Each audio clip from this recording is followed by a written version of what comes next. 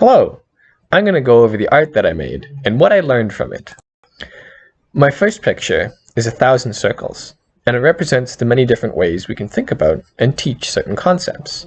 Like in the first class when we talked about what does a circle smell like. I made this sad piece when I was going through some heartbreak, and it really made me think about conveying emotions through art. This painting was when I first started to use both sides of the page and really fill up that white space. I also really liked the idea of contrast that I tried to emphasize in it. This was my first foray into printmaking, and I really liked the idea of using it as an animation or comic, which I think would be a super cool activity to do with kids. This painting is where I finally started to get the hang of watercolor. And I put the quadratic formula in the back because it's meant to represent the merging of art into other subjects. These are my 4 face drawings without looking, but instead of doing them for my own face, I did them with my friends' faces because I really liked the idea of getting kids to do this for things around the classroom or other people and see what features stand out to them and what are actually portrayed on the paper. For this painting, I wanted to use pencil outline with watercolor, just like a painting I saw at the Remy.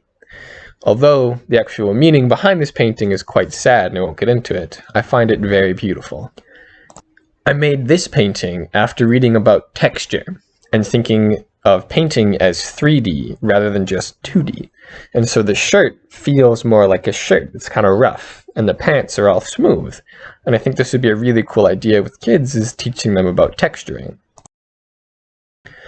I wanted to make a collage, so I took a bunch of the nonsense drawings that we did with charcoal and combined them to make something. And it's that whole idea of art as a way to take nothing and create something. I painted this after reading Module 6 because it talked about how do we judge art.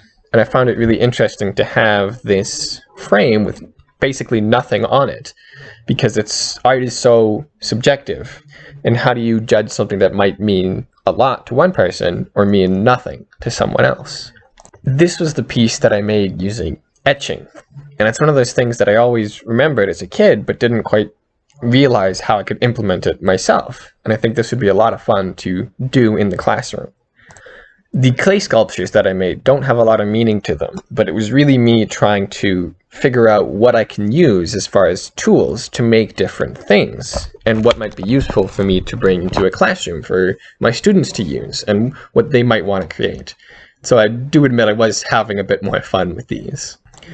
For this one, I was just trying to push the boundaries of the sketchbook, and so I tore out a piece of paper and I folded it up, painted it, stuck it together, and tried to make one of my favorite Pokemon. And although it doesn't look anything like it, to me it was that balance of creativity and also childhood, which I found very interesting. Lastly, I wanted to make a plasticine picture of like primordial Earth, because that way I'd be mixing the colors all together in this sort of blend rather than keeping them separate. And I just wanted to see how that would turn out. I made a bunch of other art that I didn't have time to include in the video, but according to Spencer, I just think they're neat. Drayton, say thanks for listening. Thank you for listening. God bless.